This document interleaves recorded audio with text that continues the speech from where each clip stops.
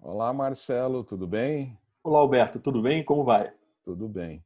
Nós vamos começar uma nova etapa agora, que é respondendo questões que me colocaram em função de vídeos que foram publicados. Isso vai ser feito regularmente conforme a gente tiver outras questões, então eu peço para quem tiver alguma dúvida que coloque um pedido de resposta que a gente vai fazer. E nesse caso, quem vai contar essa história é o Marcelo, que foi uma pergunta que fizeram se uva branca faz vinho branco, se uva tinta faz vinho tinto e assim por diante. Então vai lá, Marcelo.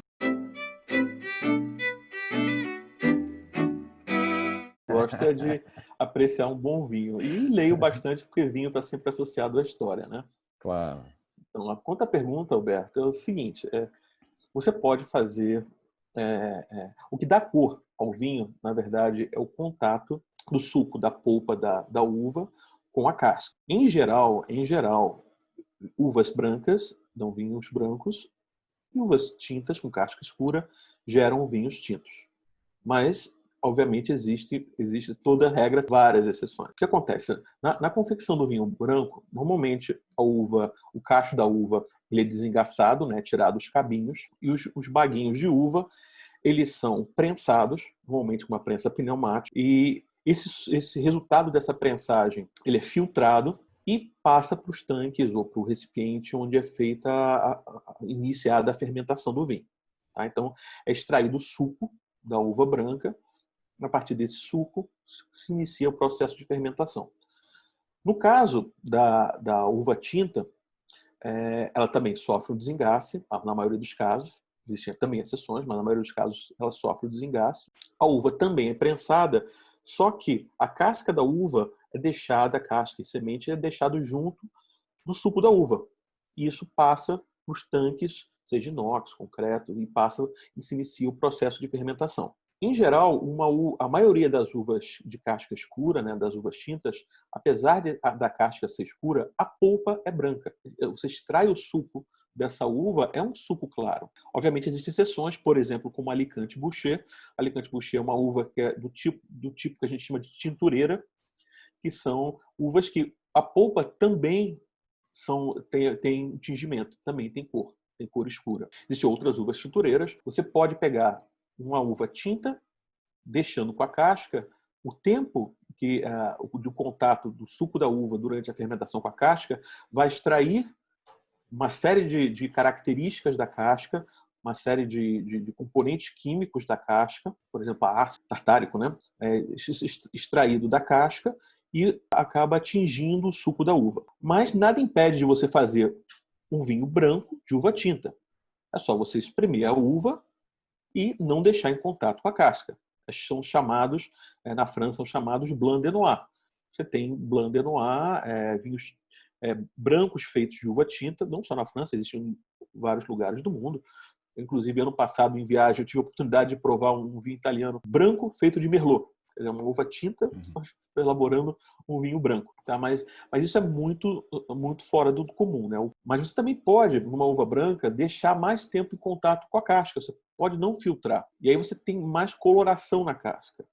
Inclusive, vinhos, por exemplo, processos diferentes de fermentação, onde a fermentação é feita em ânfora, em talha, onde a casca da uva branca é deixada junto, você tem vinhos com a coloração mais escura. Daí você chega nos vinhos laranja, nos vinhos âmbares. A maioria da coloração do vinho, na verdade, vem do contato com a casca. Também Certo? tem caso de uva como a Gewürztraminer, que tem a casca rosada, que geralmente se faz o vinho branco com ela, né? Sim, sim. Uvas que a casca fica entre uma casca não tão clara, mas também não tão escura, que podem gerar vinhos brancos. O bom do mundo do vinho é que você tem uma diversidade muito grande de opções, uma diversidade muito grande de uvas e de processos que você pode conhecer. E aí isso são sensações, são experiências que nos motiva cada vez mais a estudar, conhecer, provar vinhos do mundo inteiro. E tem o caso do rosé também, né? Ah, sim. Vinhos rosés. Os vinhos rosés, assim, existem alguns processos, eu vou falar dos processos mais comuns. O vinho rosé, um dos processos bem comuns é se fazer a partir de uvas tintas e você deixar só durante um curto período de tempo o suco, né, o mosto, em contato com a casca, e aí você vai ter uma pigmentação menor. Um outro processo é você misturar o mosto feito de uvas tintas com o mosto feito de uvas brancas. Você faz um blend, faz um corte de diferentes tipos de uvas tintas e uvas brancas, gerando um vinho rosé. Na verdade, a imaginação e a tecnologia está aí para nos ajudar e para criar cada vez mais diferentes tipos de vinho. Só comentando um pouco, uma coisa que eu acho muito legal no mundo do vinho é o seguinte: os vinhos tintos, eles normalmente começam escuros, mas quando eles passam por um longo processo de envelhecimento, eles cada vez ficam mais claros.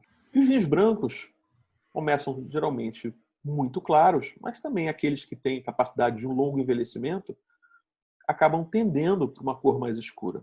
Então, no final das contas, grandes vinhos de longo envelhecimento, sejam eles tintos ou brancos, eles tendem para o meio termo. Eu acho que assim a gente conseguiu responder essa questão que colocaram, quer dizer, de uma forma simples, porque a ideia é que os vídeos sejam curtos, né? E sem entrar em tecnicidade demais, porque senão isso daí não tem fim, né? Cada um faz seu vinho do jeito que ele acha que deve fazer e a gente tem que respeitar e E gostar de tudo agradecer que os é bom, né? enólogos, né? Exatamente, agradecer os enólogos que nos proporcionam com a sua sabedoria e com o seu trabalho. Aí vamos. Obrigado, Beto. Obrigado a você, Até uma Marcelo. próxima. Até a próxima.